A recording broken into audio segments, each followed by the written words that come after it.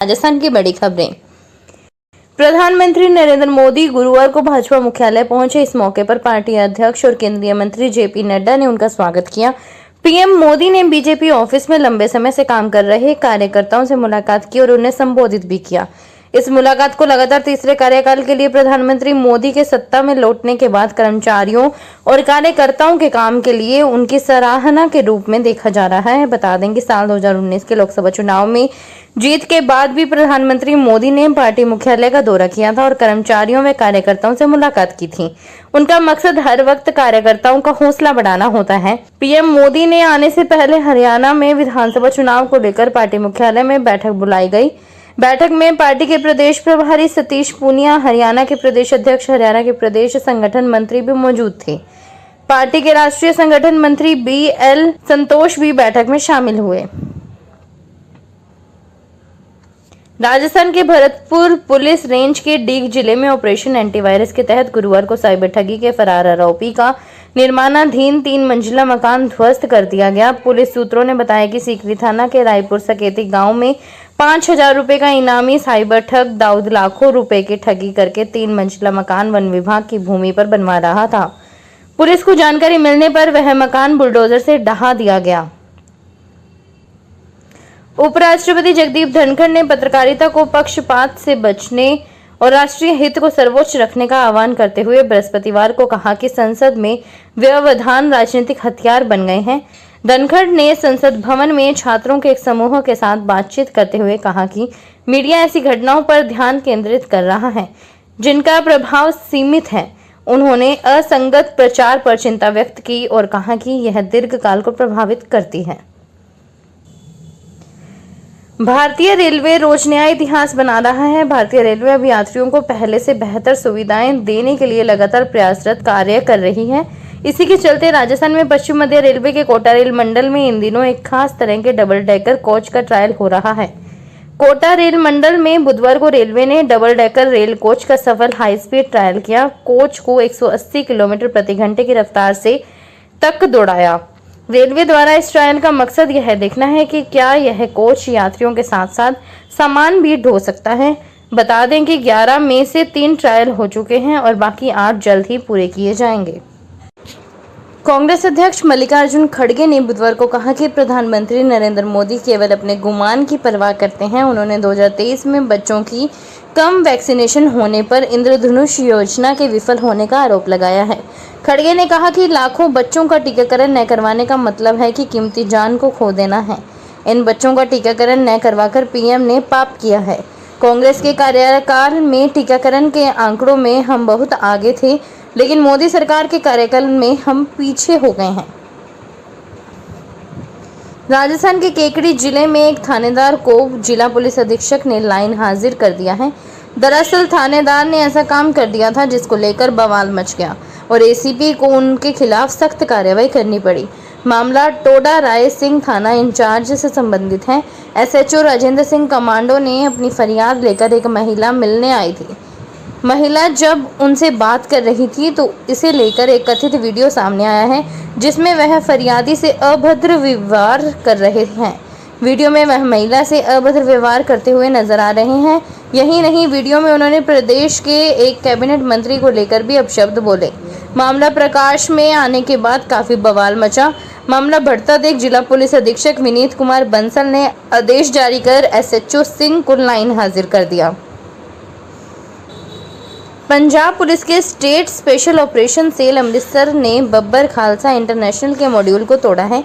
खुफिया जानकारी के आधार पर पुलिस ने टारगेट किलिंग की योजना बना रहे आतंकी को गिरफ्तार कर लिया है।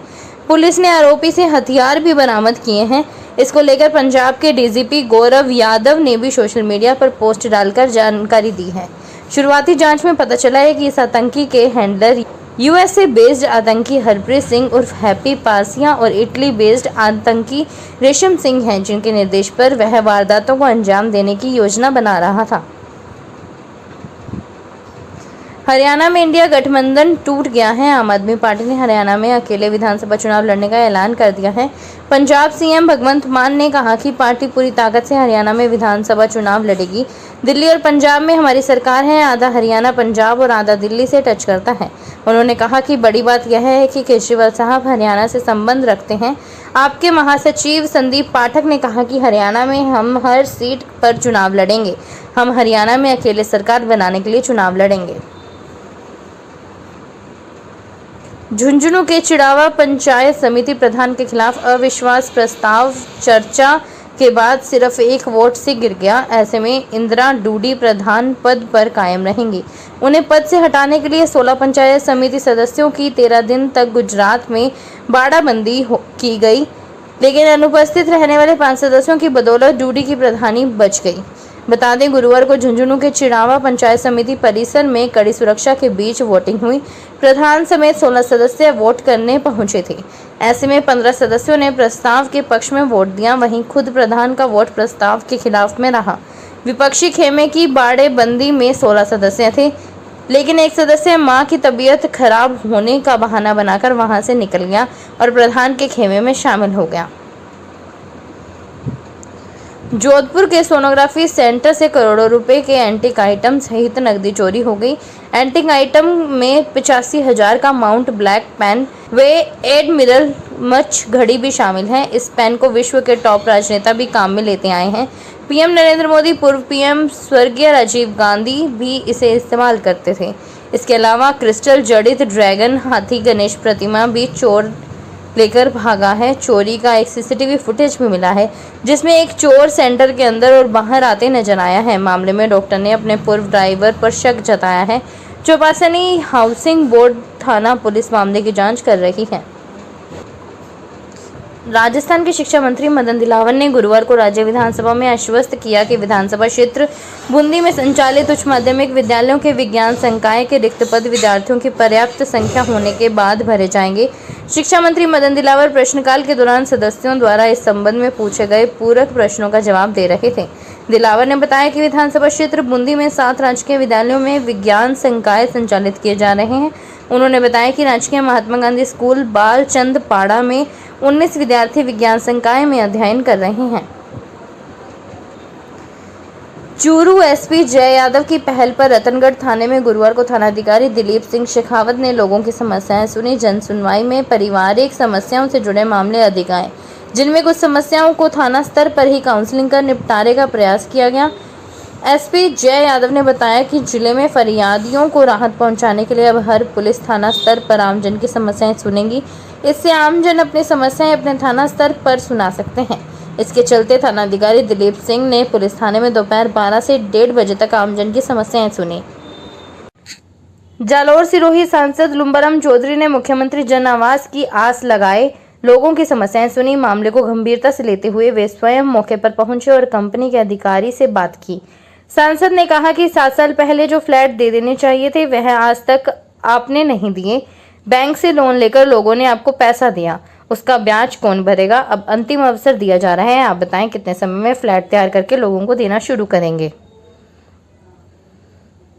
भील प्रदेश बनाने की मांग को लेकर बांसवाड़ा के मानगढ़ में महारैली को लेकर उदयपुर सांसद मन्नालाल रावत ने कहा, जिस मानगढ़ धाम पर अंग्रेजों ने नरसंहार किया था, ये उन्हीं अंग्रेजों की राजनीति को आगे बढ़ा रहे हैं। मानगढ़ सनातन धर्म संस्कृति का स्थान है और जनजाति समाज सनातन धर्म का अभिन्न अंग है, लेकिन कुछ लोग भ्रम जाल फैलाकर राजनीति कर रहे हैं। सांसद गुरुवार को जिला परिषद में पत्रकारों से बातचीत कर रहे थे। सांसद रावत बोले, ये लोग लोकसभा और राज्यसभा को नहीं मानते, नहीं आदिवासी को मानते हैं। अगर आदिवासी को मानते तो राष्ट्रपति पद पर चुनाव लड़ते वक्त द्रौपदी मुर्मू को वोट देते, लेकिन नहीं दिया। टोंक शहर स्थित धन्ना तलाई का गंदा पानी अब घरों में नहीं घुसेगा। इसके लिए पूर्व डिप्टी सीएम सचिन पायलट की अनुशंसा पर राज्यसभा सांसद नीरज डांगी ने 1.5 करोड़ रुपए स्वीकृत किए हैं। इस बजट से धन्ना तलाई के गंदे पानी की निकासी के लिए ड्रेनेज सिस्टम तथा सौंदर्यीकरण होगा। इसके लिए अब जल्द टेंडर प्रक्रिया अपनाकर संभवतः बारिश के बाद कार्य शुरू करवा दिया जाएगा। फिलहाल खास खबरों में इतना ही। ताजा खबर